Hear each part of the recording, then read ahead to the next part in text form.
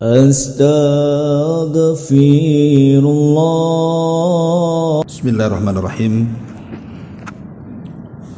Assalamualaikum warahmatullahi wabarakatuh.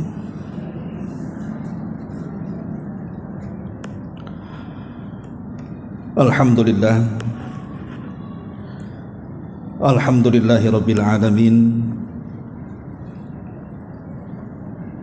Wa bihi nasta'in wa ala umuri dunya waddin. Assalatu wassalamu ala ashrafil anbiya'i wal mursalin Muhammadin wa ala alihi wa sahbihi ajmain, amma ba'du. Ma'asyiral muslimat, ibu-ibu yang dimuliakan Allah Subhanahu wa taala, alhamdulillah di pagi ini kembali kita bisa duduk di Masjid Sukajadi dalam rangka thalabul ilmi, dan kita masih meneruskan kajian 175 Jalan Menuju Sorga yang dikarang oleh Naib bin Mamduh Al-Suud,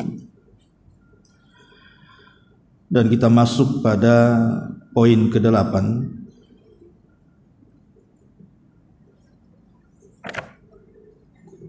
pada poin ke-13. Beribu-ribu pahala dan sebuah rumah disiapkan di sorga. Kita baca matannya dulu baru kita jelaskan. Perhatikan kitabnya. Nabi SAW bersabda dalam hadis yang dikeluarkan Imam Tirmidzi dan dihasankan oleh Syekh Albani, man dakhala suqa faqala la ilaha illallah wahdahu la syarikalah lahul mulku wa lahul hamdu yuhyi wa yumitu wa huwa hayyun la yamut biyadihil khairu wa huwa ala kulli syai'in qadir. Kataballahu lahu alfi hasanatin wa maha anhu alfi sayyi'atin wa rafa'a lahu alfi darajatin. Barang siapa yang masuk ke pasar lalu mengucapkan la ilaha illallah, tidak ada sesembahan yang berhak disembah kecuali Allah, wahdahu la syarikalah, satu-satunya dan tidak ada sekutu baginya, lahul mulku wa lahul hamdu, miliknya segala kerajaan dan juga pujian, yuhyi wa yumit wa huwa hayyun la yamut, dialah yang menghidupkan dan yang mematikan, dan dia pula yang maha hidup, biyadihil khair, di tangannya kebaikan, wa huwa ala kulli syai'in qadir, dan dia maha kuasa atas segala sesuatu. Perhatikan pahalanya. Maka Allah Subhanahu wa ta'ala akan mencatat bagi dia beribu-ribu pahala. Alfi itu artinya 1 juta. 1 juta pahala, 1 juta kebaikan. Kemudian juga menghapus 1 juta dosa dan mengangkat 1 juta derajat.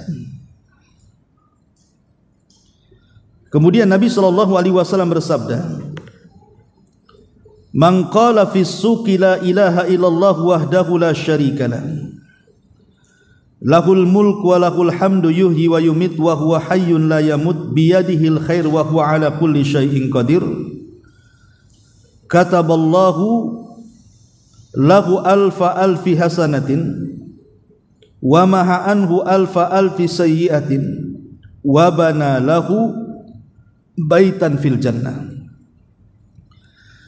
Barang siapa yang ketika masuk atau berada dalam pasar mengucapkan la ilaha illallah wahdahu la syarikalah, tidak ada sembahan yang berhak disembah kecuali Dia semata dan tidak ada sekutu baginya. Lahul mulk wa lahul hamdu, baginya kerajaan dan pujian. Yuhyi wa yumit, Dia yang menghidupkan dan yang mematikan. Wa huwa hayyun, dan Dia maha hidup, la yamut, dan tidak pernah mati. Biyadihil khair, di tangannya kebaikan. Wa huwa ala kulli syai'in qadir, dan atas segala sesuatu Dia maha mampu. Kataballahu lahu alfi hasanah, Allah akan catat padanya 1.000.000 kebaikan. Wa maha anhu alfi sayyi'atin, dan Allah akan catat bagi dia akan hapus bagi dia 1.000.000 keburukan. Wa bana lahu baitan fil jannah, dan Allah akan bangunkan 1 istana di surga. Ma'asyiral muslimat yang dimuliakan Allah Subhanahu wa taala, pagi ini kita akan membahas tentang sebuah amalan yang terkadang dilupakan, khususnya untuk ibu-ibu. Karena yang banyak ke pasar biasanya ibu-ibu kalau sekarang. Kalau zaman dulu bapak-bapak.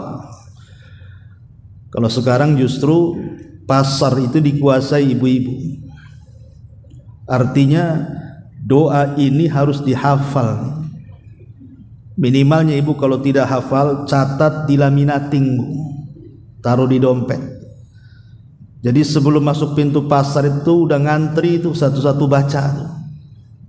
Syukur-syukur kalau ibu pengelola pasar itu di gerbang pasar itu catat tuh doa ini panjang-panjang supaya ditengok, baca dulu. Tapi sayang kan begitu, sudah tidak hafal, tidak punya catatan, di pasar pula tidak ada tulisan. Ya akhirnya masuk keluar pasar nggak dapat apa-apa jadinya. Makanya di sini amalan yang sangat bagus sekali. Kalau bisa dihafal lah. Insya Allah kalau walaupun awalnya pakai catatan bu, tapi kalau sudah sebulan setiap hari baca, lama-lama hafal juga tuh. Karena biasanya karena terbiasa jadi luar biasa. Jadi saya nasihatkan bu ya, hafal doa ini. Baca 100 kali aja sambil dulu, lama-lama hafal sendiri bu. Kalau tidak hafal beri vitamin bu, untuk mencerdaskan itu, biar cerdas. Intinya bahwa sebelum saya masuk pada pembahasan ini, kita bicara pasar dulu. Kita tahu bahwa di antara tanda-tanda dekatnya kiamat adalah banyaknya pasar di mana-mana. Jadi banyak pasar di mana-mana itu tanda dari tanda-tanda dekatnya kiamat. Tetapi bukan berarti tanda-tanda dekat kiamat itu mesti negatif, mesti jelek, tidak. Tidak semua tanda-tanda dekatnya kiamat itu jelek.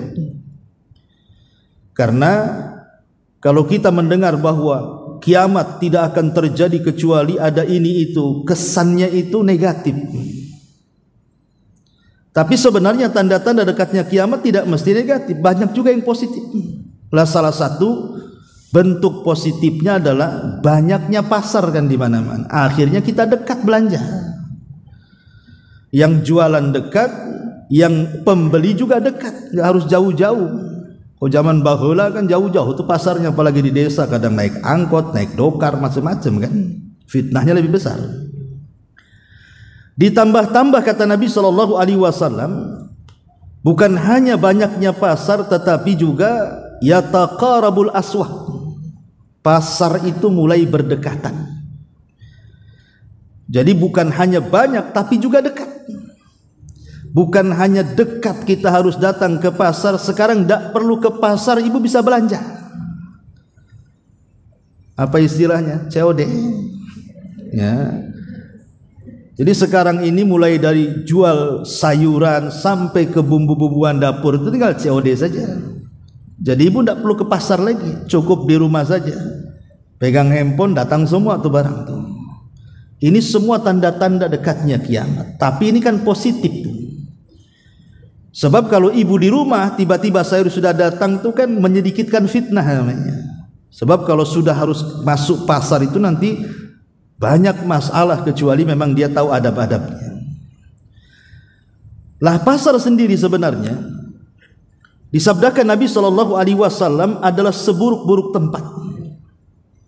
Jadi satu hari Nabi SAW ditanya soal tempat yang paling baik dan tempat yang paling buruk. Maka Nabi SAW menjawab, sebaik-baik tempat itu adalah masjid. Nah, sekarang kita ini berada di tempat yang paling baik, masjid. Tetapi seburuk-buruk tempat itu pasar, kata Nabi. Kenapa demikian? Karena di pasar itu tempat setan menancapkan bendera genderang perang kepada kita Bani Adam yang masuk ke dalam pasar. Jadi pasar itu tempat perang kita dengan setan.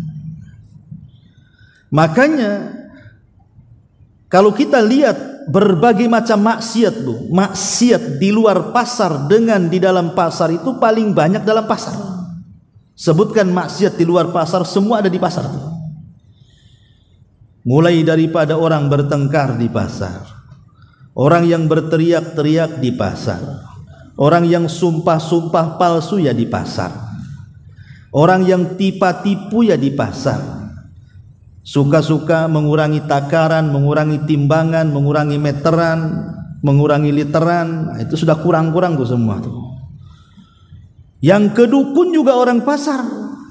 Banyak raja-raja itu ditaruh di warung-warung tuh, keyakinannya supaya laris, ya. Makanya kemudian dosa yang paling banyak itu tempatnya di pasar. Makanya wajar kalau Nabi SAW itu mengatakan seburuk-buruk tempat itu pasar dan sebaik-baik tempat itu adalah masjid. Makanya Nabi SAW mengatakan, kalaupun kita harus masuk ke pasar, dan memang harus masuk ke pasar, kalau nggak ke pasar macam mana kita mau beli-beli kan? Maka kita harus tahu adab-adabnya supaya kita menang melawan setan di situ. Dan kalau bisa ibu masuk pasar itu sekedarnya saja. Jadi kalau memang niat ke pasar itu memang belanja yang dicatat, ya sudah dicatat, beli kemudian pulang, jangan lama-lama. Tapi masalahnya setan ini kan cerdas hari ini, karena sudah merubah pasar itu bukan tempat yang becek lagi, yang bau lagi, sudah bukan lagi tempat yang istilahnya kumuh gitu ya. Pokoknya kalau masuk bersih, keluar udah kotor, masuk wangi, keluar sudah bau. Itu pasar tempo dulu, Bu. Kalau pasar sekarang ya masuk bersih, keluar bersih, karena sudah dirubah jadi mal-mal tuh. Sudah jadi mall sekarang pasarnya. Dulu di mall nggak ada orang jualan sayur-sayur, sekarang sudah ada. Lauk-lauk semua sudah ada, lengkap semuanya. Bahkan ada yang masuk mall itu nggak belanja, ngadem saja di situ. Masuk mall ngilangin keringat karena ada AC-nya kan, keluar lagi dia. Atau numpang kencing saja di situ. Nah ini kan masalah, Bu. Kalau bisa, Bu, jangan sering ke pasar, jangan sering ke mall. Ini kalau dengar bapak-bapak senang nih biasanya. Ya. Tapi di sini nasihat, karena tadi pasar itu banyak maksiat di situ. Sekarang ibu loh bersih dari dosa, tiba-tiba masuk ke pasar, keluar pula banyak dosa, kan masalah jadinya. Yang lebih parah lagi dosanya itu bukan dosa biasa, dosa jariah lagi. Nah ini yang kita khawatirkan, orang-orang yang masuk pasar itu masuk nggak punya dosa, keluar banyak dosa. Makanya harus tahu adab-adab masuk pasar itu. Apa saja adab-adabnya? Lah salah satunya disebutkan di sini, di mana Nabi SAW mengajarkan adab yang kayaknya sudah banyak ditinggalkan, entah karena ibu tak hafal doanya, atau karena malas doa, karena buru-buru ya. Wallahu a'lam. Tapi saya yakin mungkin karena nggak hafal aja mungkin doanya. Husnudzon aja lah saya ya. Mungkin ibu harus ngapal doa ini.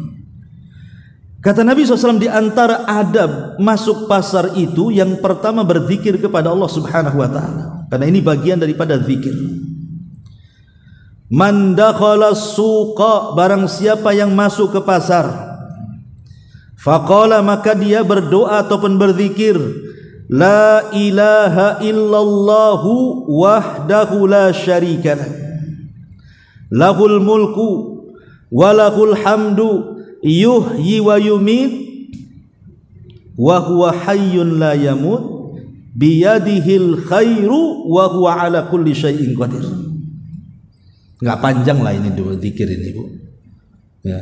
Ini kan sebentar aja, enggak sampai menitan kalaupun kita baca. Anggaplah ibu baca dari kertas yang dilaminating, ya. Saya kira enggak banyak kan. Sebelum masuk pasar ambil dompet, keluarkan, nah baca. Enggak lama kok.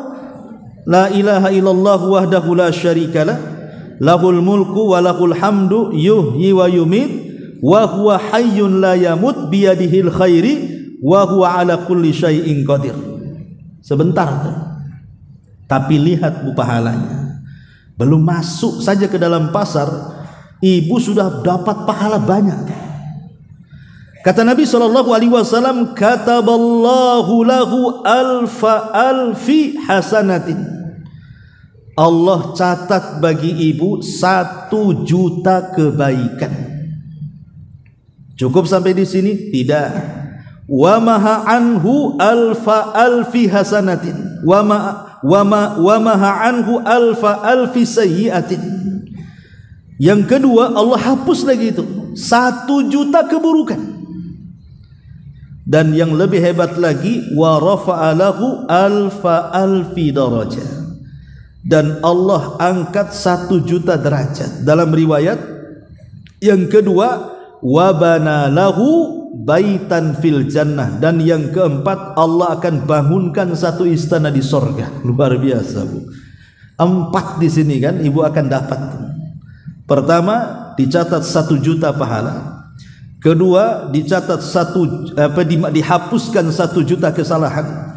Yang ketiga, diangkat 1 juta derajat. Dan yang keempat, dibangunkan 1 istana lagi di sorga. Kurang apa coba Allah memberikan pahala besar. Ini pahalanya besar. Sayanglah kalau pahala sebesar ini kemudian dilewatkan.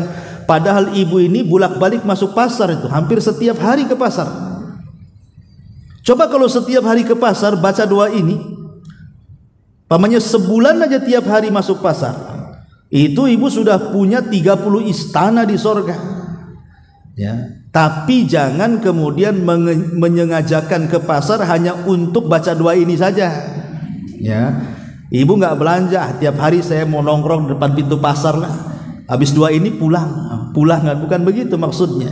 Maksudnya di sini memang ibu menyengaja pergi ke pasar supaya apa? Karena tadi orang kalau sudah masuk pasar, Bu, itu akan banyak dosa di situ. Makanya sebelum kita kemudian banyak melakukan maksiat dalam pasar itu, kita berdoa dulu di sini supaya kita dapat pahala, dosa kita dihapuskan, derajat kita diangkat, Allah bangunkan pula 1 istana di sorga. Jadi kalaupun seandainya Allah takdirkan kita ini mungkin adalah tanpa sepengetahuan kita melakukan dosa dalam pasar itu, tapi kan balance, Bu, kita dapat pahala di satu sisi, buat dosa di sisi lain kan begitu. Tapi kalau sudah tidak baca doa ini, nggak dapat pahala, masuk banyak dosa, keluar lebih banyak lagi dosanya. Nah ini kan jadi masalah. Ya, jadi penting kita ini kemudian menghafal doa ini. Ya. Apa perlu saya kasih PR hafal, nanti kita tes minggu depan. Baik, ini yang pertama, nanti kita kembali. Tapi kita akan runut dulu beberapa adab masuk pasar. Yang kedua, ada raf'is sauti. Kalau masuk pasar, Bu, jangan suka teriak-teriak di pasar. Ya, jangan suka berteriak-teriak di pasar. Seperti umpamanya seseorang kemudian kasar cara ngomongnya, ya, ataupun terlalu meninggi suaranya, atau membentak-bentak para pedagang. Karena Nabi SAW dalam hadis Bukhari itu mengatakan bahwa faqad warada fi sifatihi sallallahu alaihi wasallam annahu laisa bifadhin wala ghalidin wala sakhabin fil aswaq wala yadfa'u bisayyi'ati sayyi'ah walakin ya'fu wa yastaghfir. Di antara sifat Nabi SAW itu, Rasul tidak pernah berkata kasar, Rasul tidak pernah keras dan mengangkat suara, dan Rasul tidak pernah membentak-bentak di pasar, dan Rasul tidak pernah membalas keburukan dengan keburukan, tetapi Rasul banyak memaafkan. Makanya ini adab orang masuk pasar, jangan suka teriak-teriak ya. Kalau memang mau beli sesuatu ya beli, kalau tidak ya sudah, cocok ya beli, nggak cocok ya tinggalkan. Nggak perlu bantah-bantah dengan pedagang. Dan kalau bisa lagi Bu, Nabi SAW pernah mengatakan rahimallahu imra'an samhan idza ba'a wa samhan idza ishtara. Semoga Allah Subhanahu wa taala merahmati sesiapapun yang masuk ke dalam pasar, kemudian di dalam pasar entah dia jadi pembeli, entah dia jadi penjual, tapi dua-duanya memudahkan. Jadi kalau ibu jadi pedagang, memudahkan pembeli. Kalau ibu menjadi pembeli, mudahkan pedagang. Seperti apa mudah-mudahkan itu? Contoh umpamanya, ya, ibu beli sayur, beli bumbu, beli apalah di pasar itu yang ringan-ringan. Kemudian uangnya lebih, anggap saja kembalinya 1.000, 2.000 atau 3.000 perak kan gitu. Kata pedagangnya, aduh besar kali ini uangnya. Ya, tunggulah saya mau cari kembalian ke orang, mau ditukar. Kalau hanya 1.000, 2.000 itu ikhlaskan saja lah Bu. Ya sudahlah, ambil saja. Kan enak tuh Bu ya. Ini gara-gara ibu uang 2.000, uang kembali itu, kadang-kadang pedagang harus keliling pasar tuh cari susuan tuh. Lah habis waktunya kan hanya untuk mengembalikan uang yang gak seberapa. Lain kalau kembaliannya banyak, uang ibu 100.000 umpamanya kan, kemudian belinya 10.000 kan, kembalinya 90.000. Ya mungkin terlalu besar lah kalau dikasih ya. Tapi kalau hanya 1.000, 2.000 perak, apa susahnya sedekahkan? Karena mereka juga kadang-kadang orang susah, orang para pedagang itu. Kan enak kalau begitu tuh. Itu namanya samhan idza ishtara namanya. Memudahkan saat menjadi pembeli, dan itu bagian daripada shadaqatus sir namanya. Sedekah yang tidak ada yang tahu kecuali ibu, pedagang, dan Allah. Dan itu jauh daripada riya. Ya. Jauh daripada riya. Mau riya sama siapa kan itu, uangnya juga sedikit. Kemudian yang tahu cuma ibu dengan dia saja. Dan shadaqatus sir, sedekah yang tidak ada yang tahu kecuali ibu dengan Allah itu yudfi'u ghadabar rabb, bisa memadamkan murkanya Allah. Jadi kalau Allah takdirkan Allah mau ngasih penyakit tak jadi itu gara-gara sedekah itu, besar keutamaannya. Atau ibu jadi penjual lah, sama juga. Ibu jadi penjual itu umpamanya ibu tidak mengambil untung banyak-banyak. Ya sudahlah, kalau sudah dapat untung umpamanya, ambil sajalah. Tidak harus kemudian ngambil untung banyak kan itu. Yang jelas cepat laku dan menyenangkan penjual, menyenangkan pembeli umpamanya. Syukur-syukur kalau seandainya menyenangkan pembeli. Contoh umpamanya ibu jual buah-buahan. Nih pembeli ini beli 1 kilo umpamanya salak atau jeruk atau dukuh gitu ya. Kemudian sudah timbangan tuh udah pas 1 kilo tuh Bu, ibu tambah lagi setengah on tanpa tahu yang beli itu. Itu juga sama sedekah sir namanya, sedekah yang tidak ada yang tahu. Lebih hebat lagi itu, karena kadang-kadang pembeli tidak tahu kalau ibu tambah lagi. Coba.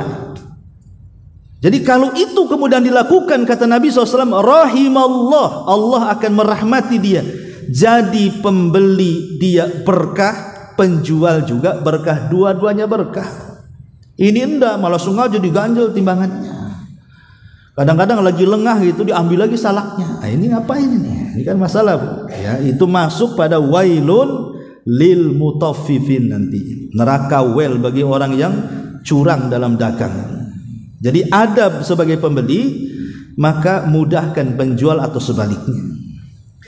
Kemudian juga yang keempat adalah al-muhafadzatu ala nadhafatis su', menjaga kebersihan. Ya kalau memang kita jadi penjual Ya, kalau bisa itu menjaga kebersihan supaya yang beli pun umpamanya senang kan gitu. Ini jadi penjual banyak lalernya di situ, siapa yang mau beli kan gitu ya. Kadang-kadang jijik kita mau beli jadinya. Ya. Kemudian juga yang kelima, al-muhafadzatu 'alal wafa'i bil uqud. Menjaga akad. Menjaga akad. Kalau ibu umpamanya sudah akad dengan penjual, mau membeli sesuatu nih, tapi lupa ibu, mungkin uangnya kurang, sudah belanja uangnya kurang, kemudian adalah barang yang ingin ibu beli, kemudian transaksi dengan penjual, saya mau beli ini tapi uangnya tak ada, ya tolong ya jangan dikasihkan orang, nanti siang saya kesini lagi. Itu kalau sudah janji begitu bu, jangan kemudian penjual dijual sama orang karena sudah ada akad namanya. Karena di zaman Nabi SAW, Rasul ini pernah pesan seekor kuda. Dia beli seekor kuda. Janji siang akan diantar kudanya dan Rasul akan siapkan uangnya. Ketika sudah sampai waktu itu, akad jual belinya, tiba-tiba yang jual kuda tak ada. Tak datang-datang. Rupanya sama dia dijual sama orang kudanya. Jadi ketemulah Nabi SAW mengatakan, fulan, bukankah engkau sudah akad denganku akan menjual kudamu kepadaku? Aku sudah siapkan loh uangnya. Apa kata dia? Enggak, aku enggak pernah janji sama Muhammad, katanya. Iya sudah janji, enggak, katanya. Diingkari sama dia. Sampai ada sahabat mengatakan, saya yakin bahwa Nabi SAW, artinya Muhammad SAW, melakukan seperti itu. Akhirnya kemudian Nabi pun memuji sahabat ini, padahal dia enggak hadir di situ, enggak hadir saat akad kan, tapi dia yakin Nabi tidak mungkin dusta. Jadi gara-gara umpamanya yang menawar lebih tinggi lagi dikasihkan sama orang, itu tidak boleh, itu tidak menjaga akad namanya. Ya. Kecuali kalau dibatalin, dijual lagi sama orang ya tidak apa-apa kalau sudah dibatalin. Kemudian juga yang harus dipahami adalah yang selanjutnya, adamul iktsar minal halafi fil bai'i wasyira. Jangan terlampau banyak sumpah. Oh wallahi demi Allah dari sana enggak dapat loh. Saya pun ngambil untungnya sedikit padahal untungnya banyak. Ini barang asli demi Allah padahal KW. Ya kan? Kan ada orang-orang yang untuk menguatkan barangnya itu dia sumpah-sumpah. Tidak boleh. Walaupun makanya pentingnya dalam apa namanya adab masuk pasar itu harus paham kapan bersumpah, kapan tidak bersumpah. Karena sumpah itu bukan untuk mainan. Karena banyak kemudian asal bersumpah untuk dusta itu dari siapa sih? Dari iblis. Ingat ketika Nabi Adam di sorga itu, dia akan diberikan was-was oleh iblis supaya mendekati buah larangan. Tapi tak pengaruh, Adam tak mau dekat-dekat. Karena tahu konsekuensinya. Ketika Adam diberikan was-was oleh iblis tidak mau juga dekat dengan pohon itu apalagi memakan buahnya, maka iblis datang bersumpah di hadapan Adam. Makanya Allah Subhanahu wa taala mengatakan wa qasamahuma inni lakuma laminan nasihin. Iblis pun bersumpah kepada Adam dan Hawa bahwa dia termasuk orang yang memberi nasihat. Akhirnya Adam pun yakin dengan iblis bahwa iblis itu benar. Kata iblis, kenapa Allah larang kau dekat-dekat pohon itu wahai Adam? Tidak lain dan bukan supaya kamu tidak jadi malaikat atau supaya kamu kekal di sorga. Ketika mendengar kalau makan buah itu jadi malaikat atau jadi kekal di sorga, Adam pun memakan buah itu. Padahal sumpahnya iblis itu untuk kedustaan. Maka siapapun yang bersumpah untuk dusta, berarti dia iblis kan itu. Tapi jangan bilang sama orang, oh dasar iblis kamu. Bukan. Maksudnya di sini sifat dia itu meniru sifat iblis. Boleh juga diiblis-ibliskan para penjual. Ya. Marah dia. Jadi ini juga yang harus dipahami. Jangan banyak bersumpah. Termasuk juga pembeli, jangan suka dusta juga.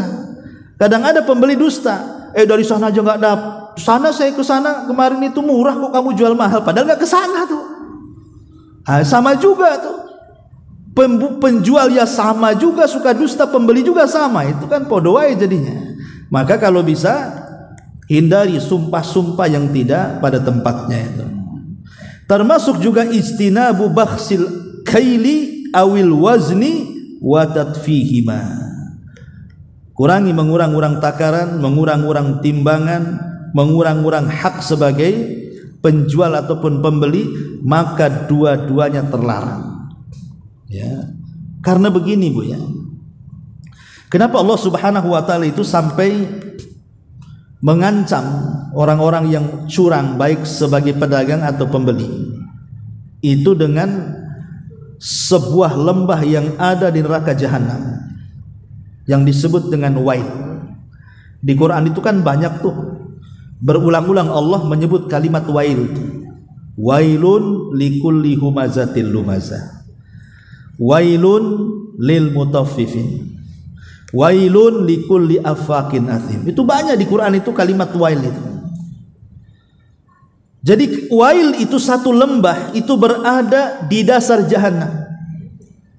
Jadi kalau orang itu dijatuhkan dari atas titian sampai ke dasar lembah jahanam itu 70 tahun baru sampai. Karena lembah itu hitam, gelap, busuk, dan semua nanah darah penghuni neraka itu tumplek di situ. Itulah disebut wail namanya. Sebuah lembah di neraka jahanam. Saking menakutkannya, jahanam sendiri sampai setiap hari meminta isti'adzah, perlindungan kepada Allah. Bayangkan, jahanamnya sendiri sampai ketakutan dengan lembahnya. Lembah itu disebut wail. Untuk siapa lembah ini? Maka Allah Subhanahu wa taala mengatakan wailun lil mutaffifin, untuk orang yang curang dalam dagang. Apabila di posisi penjual, dia kurang-kurang tuh, tambah mutil. Apa istilah mutil ya? Duku atau apa gitu kan. Dan penjual itu tidak nyuruh ibu nyicipin, ibu main ambil saja duku. Udah dimakan kecut, dicaci pula penjualnya. Buat apa kecut katanya? Pergi, nggak dibayar satu butir itu. Lah satu butir kalau ditawari, ya mungkin itu kan bentuk marketnya penjual kepada pembeli biar beli kan. Kadang-kadang ditawari, ambillah cicipi, itu nggak masalah, berarti dia dikasih itu. Ya. Tapi jangan pula yang dikasih ini ibu ngambil yang lain pula kan. Itu. Yang dikasih lah kan itu. Nah, kalau ibu cocok beli, tak cocok tak usah kan, tidak ada masalah. Ini tidak ditawari, udah main ambil saja, itu termasuk mutaffif namanya. Ya. Atau sebagai penjual juga sama. Orang ini beli 1 kilo salak, ketika lengah diambil 2-3 salak, itu akhirnya hilang setengah on. Itu mutaffif juga, baik dari sisi pembeli atau penjual sama-sama mutaffif, mendapatkan wail. Nauzubillah. Ya, mendapatkan wail. Kenapa sedemikian ngerinya ya hukuman, padahal terkadang kalau ibu ngutil satu duku itu kan nggak kenyang Bu. Ataupun mungkin sebagai pedagang kalau ngurangi 1-2 salak kan nggak kenyang juga kalau dimakan itu. Tapi kenapa hukumannya mendapatkan wail, sebuah lembah dalam jahanam? Coba begini Bu, kadang-kadang kalau kita di posisi penjual, kita kan tidak tahu posisi pembeli ini siapa. Bisa saja pembeli ini anak yatim, bisa saja pembeli ini fakir miskin, bisa saja dia nampak pakai mobil tapi beli untuk disedekahkan kepada panti asuhan dan fakir miskin, kan kita tidak tahu ya. Atau sama, kita tidak tahu penjual ini siapa. Jangan-jangan dia pelayan saja di situ, sebenarnya dia orang susah, mungkin pekerjanya, atau mungkin dia orang fakir, orang miskin, dia mengadu nasib dengan jualan itu. Berarti kalau kita kemudian mengurang-urang di situ, bisa saja mengurangi hak anak yatim, mengurangi hak fakir miskin, mengurangi orang-orang yang berhajat kepada itu. Itulah kenapa kemudian ancamannya berat sampai dikatakan wail. Makanya betul kalau kata Nabi, rahimallahu imra'an, semoga Allah merahmati orang-orang yang memudahkan tadi. Maka ini termasuk adab daripada adab-adab pasar juga. Karena kalau kita mengambil tanpa sepengetahuan, ya, maka itu termasuk ghosab namanya. Ibu harus kembalikan. Termasuk juga kalau bagi ibu-ibu ya, adab masuk pasar itu Bu, ibu harus pakai pakaian sopan, tutup aurat, ya. Masuk pasar itu jangan sampai kemudian membuka aurat, karena bagaimanapun berdosa. Kemudian hindari ikhtilat kalau ada laki-laki di situ gitu. Hindari ikhtilat sebisa mungkin. Di sana banyak laki-laki, tunggu dulu. Ya, biar mereka dulu beli baru kita gitu ya. Karena itu juga walaupun remeh-remeh seperti itu juga dosa masalahnya. Enggak boleh, dan itu bisa jadi dosa jariah ibu buat fitnah sama orang. Maka pakaian pun harus bagus. Maksudnya menutup aurat. Ya. Tapi sebaliknya juga jangan terlalu menggunakan pakaian syuhrah. Karena sekarang ini banyak ibu-ibu kalau mungkin ke pasar basah biasanya pakaiannya khusus tuh. Yang jelek-jelek aja lah, karena masuk wangi keluar pasti bau. Tapi kalau ke mall nggak yakin saya. Ya. Pasti bedakan dulu kan Bu. Ya, lipstikan dulu, bedakan dulu, skincare dulu atau apa istilahnya kan mestilah itu. Ya. Lah ini kan aneh. Coba masuk mall cantik-cantik semua. Pulang dari mall jelek semua. Karena nggak kebeli sih masalah, raut mukanya berubah semua. Intinya bahwa di sini hal-hal yang seperti itu juga tetap itu bagian daripada adab-adab masuk pasar, dan juga syiarkan bahwa kita ini seorang muslim, ya, berusaha untuk berakhlak di dalam pasar. Jangan sampai kita dusta, jangan sampai kita ghibah, jangan sampai kita mencela, mencaci, memaki, ya, karena itu bukan akhlak seorang muslim. Taib. Kita kembali kepada hadis yang kita bahas di sini. Jadi di sini Nabi Shallallahu Alaihi Wasallam menyebutkan hadis ini dan dicantumkan oleh pengarang dari 175 jalan menuju surga adalah salah satunya ibu berzikir dengan zikir yang sangat-sangat singkat di sini, namun lihat pahalanya luar biasa. Saya ulas lagi, ya nggak apa-apa. Man dakhala suqa, siapa yang masuk ke pasar, pasar apa saja. Mau masuk mall sama aja. Ya, kalau sekarang kan ada minimarket itu juga pasar. Ya, ibu masuk ke minimarket itu pasar juga. Ya, atau mungkin pasar-pasar yang ma'ruf lah kan gitu, pasar-pasar basah. Pokoknya yang jelas tempat yang dikatakan itu pasar. Mau mall, mau minimarket, mau pasar basah ya. Dan alhamdulillah sekarang pasar itu mudah di mana-mana. Hampir setiap perumahan mesti ada pasarnya dan berdekatan kan itu. Artinya kalau kita ingin mengamalkan zikir ini tidak sulit, tidak susah gitu. Dan zikir ini tidak perlu ada tenaga, cukup digerakkan lisan saja sudah mendapatkan banyak semua. Dan masuk pasar itu kan jamnya tidak ditentukan kan Bu, ya, bisa pagi, bisa siang, bisa sore. Jangan jam 1 tak ada yang buka lah. Artinya kan dari pagi sampai jam 10 masihlah buka-buka kan mal-mal itu. Kalaupun kita mau belanja betul-betul yang pentingnya, bukan yang tidak penting, betul-betul memang kita berhajat untuk membeli, ya. Artinya bahwa kalau kita hendak mengamalkan zikir ini mudah sekali, karena pasar banyak. Dan setiap hari kita tidak selalu ke pasar, entah ke mall, entah ke minimarket, entah ke pasar basah, mesti setiap hari. Ya. Makanya kemudian Nabi SAW mengatakan, man dakhala suqa faqala la ilaha illallah wahdahu la syarikalah. Di sini ada pengakuan tauhid. La ilaha illallah. Tidak ada sesembahan yang berhak disembah kecuali Allah. Wahdahu la syarikalah. Dan semata-mata tidak ada sekutu baginya. Kenapa di sini memulakan dengan tauhid? Karena kita akan masuk ke dalam pasar yang di situ tempat perangnya kita dengan setan. Makanya dimulai dengan tauhid, dan tauhid itulah yang memantapkan iman kita. Supaya enggak kepengaruh dengan berbagai macam maksiat dalam pasar itu, makanya diawali dengan kalimat tauhid. Karena tauhid itulah yang memantapkan kita. Baru setelah mengemukakan sebuah tauhid, la ilaha illallah, baru kita mulai memuja dan memuji Allah Subhanahu wa taala. Lahul mulku wa lahul hamdu yuhyi wa yumit wa huwa hayyun la yamut. Baginya kerajaan, baginya pujian. Jadi seluruh kerajaan yang ada di permukaan bumi dan di alam semesta ini, itu semua milik Allah subhanahu wa ta'ala. Begitu juga seluruh pujian itu milik Allah. Makanya posisi Allah itu, Bu, ibu senang tetap harus dipuji, ibu susah tetap Allah harus dipuji. Karena Allah itu senantiasa harus dipuji. Jangan memuji Allah ketika senang, ketika susah tak memuji Allah. Makanya, Bu, kalau ibu dapat kabar berita yang sifatnya tidak menyenangkan, apa kata Nabi? Ibu harus mengucapkan alhamdulillah ala kulli halin.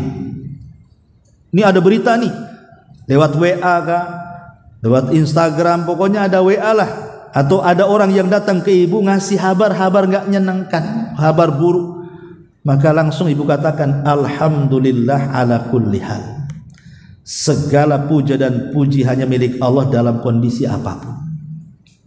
Tapi kalau kabar beritanya menyenangkan, lain lagi lafadznya, Bu. Alhamdulillahi bi ni'matihi tatimmu shalihat. Nah, gitu ya zikirnya, Bu. Jadi kalau kabarnya senang, kita katakan alhamdulillah bi ni'matihi tatimmus shalihat. Segala puja dan puji bagi Allah, karena nikmatnya sempurnalah amal saleh. Tapi kalau kabarnya tidak suka, katakan juga alhamdulillah ala kulli hal. Makanya kalimat alhamdulillah ini memang kalimat ajaib sebenarnya, karena akan diucapkan oleh siapapun. Ibu tanya orang sehat, "Mana kabarnya?" "Alhamdulillah sehat." Datang sama orang sakit, "Gimana kabarnya?" "Alhamdulillah. Walaupun saya sakit, ada tuh yang lebih sakit daripada saya." Nah, gitu ya.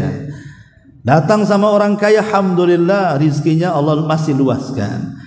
Datang kepada orang susah, "Gimana keadaan?" "Alhamdulillah masih bisa makan. Si Anu tuh kemarin kelaparan." Jadi alhamdulillah ini tetap harus dibaca. Kalimat pujian itu hanya miliknya. Wa huwa hayyun la yamut, dan dia satu-satunya zat yang hidup dan tidak pernah mati. Jadi Allah itu zat yang tidak pernah mati dan akan tetap hidup, dan dia pula zat yang menghidupkan dan yang mematikan. Ketika Nabi SAW meninggal dunia, maka semua sahabat tidak yakin dengan meninggalnya Nabi SAW. Kok bisa Nabi meninggal? Karena ketidakpercayaan para sahabat bahwa Rasul sudah meninggal itu, banyak para sahabat kayak orang gila ketika mendengar kabar kematian Nabi itu. Ada yang berdiri kayak patung, nggak tahu apa yang harus dilakukan. Ada yang duduk lemas tidak bisa berdiri. Ada yang menangis, macam-macam lah para sahabat itu ketika mendengar berita itu. Termasuk Umar bin Khattab, marah-marah dia malah. Datang ke rumahnya, ambil pedang, ngancam-ngancam orang. Siapa yang mengatakan Muhammad sudah mati, ku penggal lehernya. Muhammad itu tidak mati. Dia hanya sedang pergi 40 hari dan akan kembali mematahkan kaki dan tangan orang munafik. Sahabat kayak orang bingung. Datang Abu Bakar. Dialah orang yang paling tenang ketika menghadapi berita itu. Langsung masuk ke rumah putrinya Aisyah radhiyallahu anha. Dan ketika itu jasad Nabi SAW sedang ditutup kain, dibukanya mukanya, dicium keningnya. Kemudian Abu Bakar mengatakan, "Tibta anta ya Rasulullah hayyan wa mayyitan." Sungguh baik dan indah jasadmu, baik ketika hidup ataupun ketika meninggal, wahai Rasul. Maka Abu Bakar keluar kamar, naik ke atas mimbar. Umar masih marah-marah itu, disuruh diam-diam, tapi Umar masih juga ngoceh. Maka Abu Bakar mengingatkan kepada seluruh sahabatnya dan mengatakan, "Ayyuhan nas,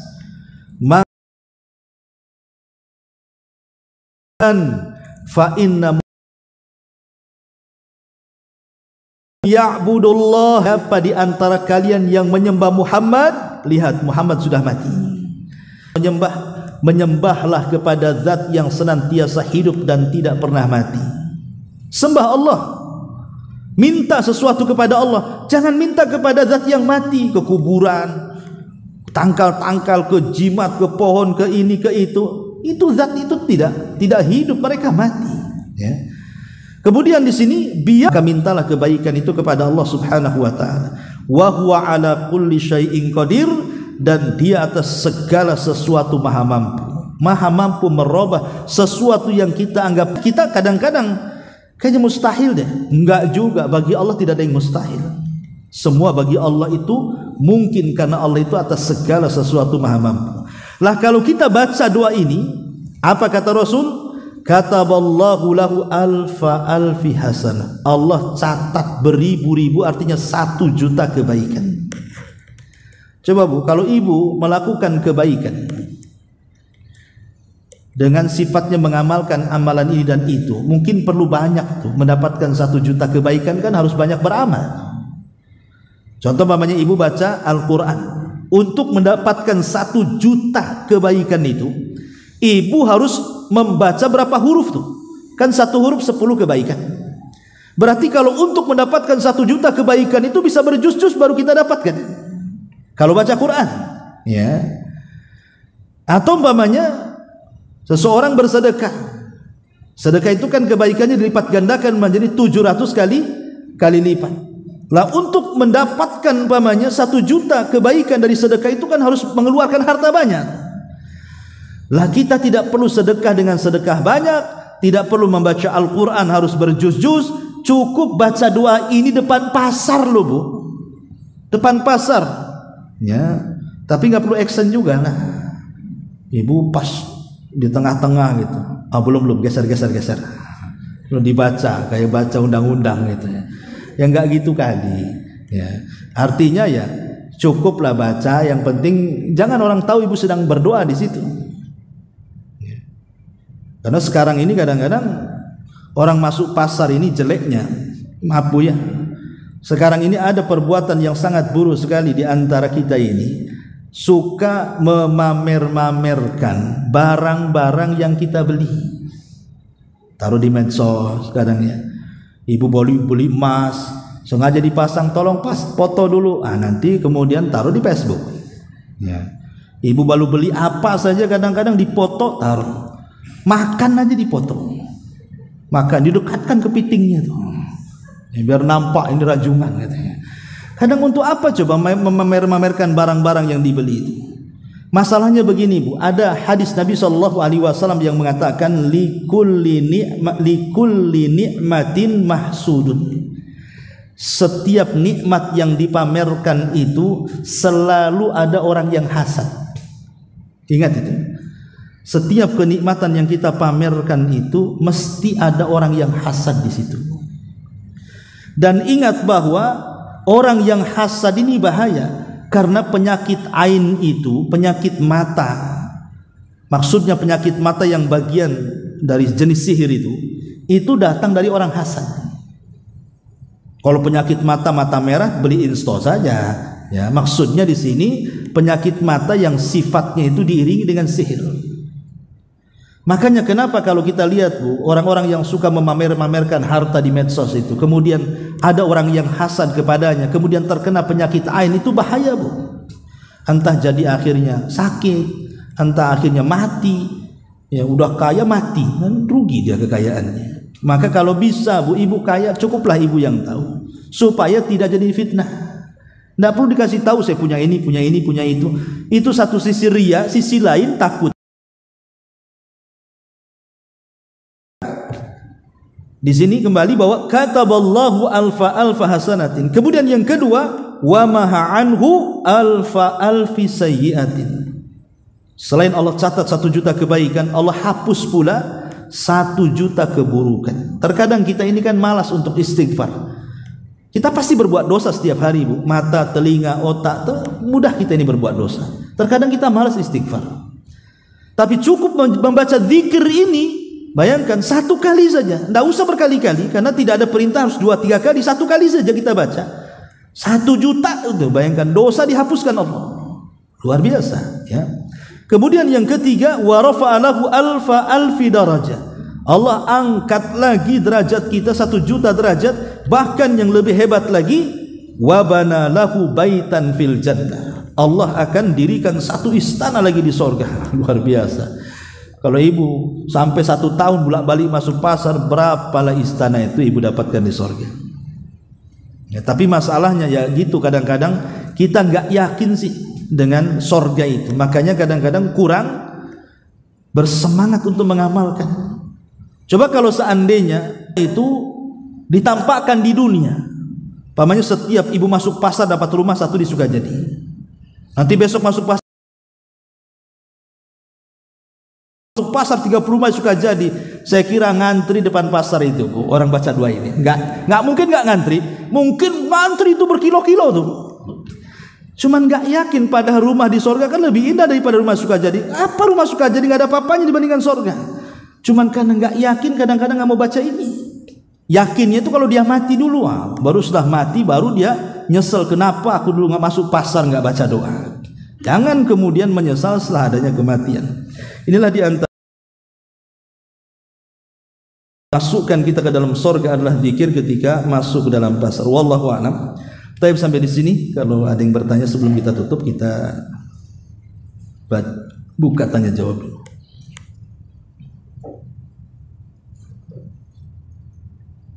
Ini mic-nya ada di sini, ya. Kalau mau tanya.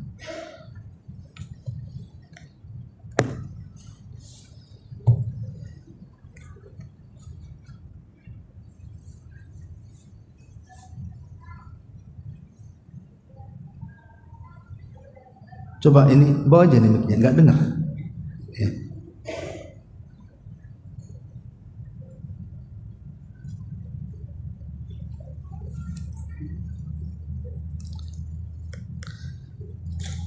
Dipencet dulu.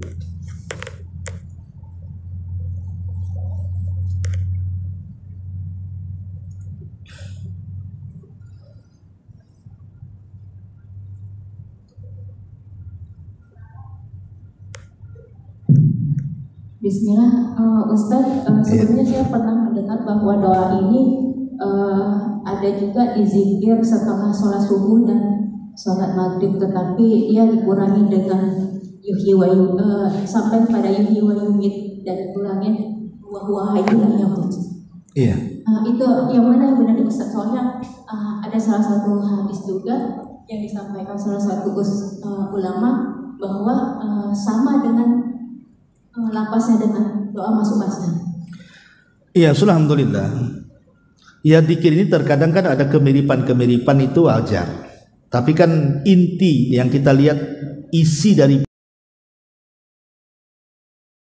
di zikir pagi dan petang itu kurang lebih lafadznya seperti ini. Ada yang dikurangi, ada yang persis. Ya, seperti dikurangi beberapa lafadz, tapi ada juga yang persis. Ya tidak ada masalah. Ya, karena memang anjurannya juga masing-masing. Cuman kalau zikir pagi dan petang itu kan banyak dia, bukan satu zikir, tapi ada beberapa zikir dan beberapa ayat dalam Al-Quran yang dibaca, karena memang pengaruhnya besar. Ya, orang yang zikir pagi petang itu pengaruhnya besar sekali, keutamanya juga banyak. Nah, jadi ini lafaz yang diajarkan Nabi tentang masuk pasar ini memang lafaz khusus. Lafaz khusus walaupun ada kemiripan, karena memang ada perintah ini yang dibaca, ya sudah baca saja.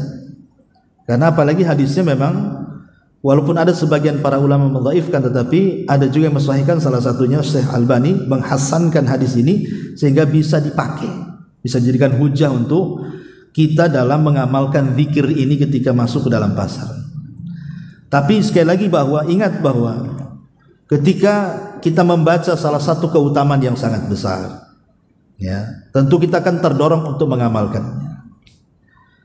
Kenapa sampai dibaca 1 juta kesalahan, kita dihapuskan 1 juta pahala dicatat, 1 juta derajat diangkat, dibangunkan 1 istana di sorga. Ini kan sebagai pendorong sebenarnya supaya kita mengamalkan zikir ini.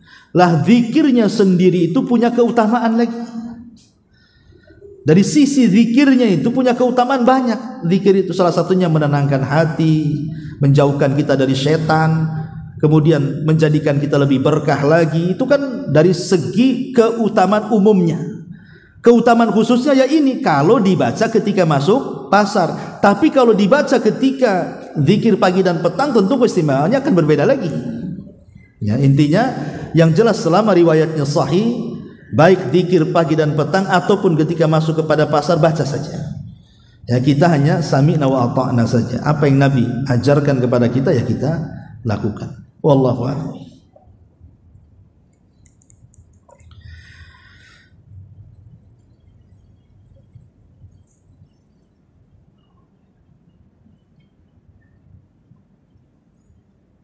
Taib, masih ada? Kalau nggak ada kita tutup.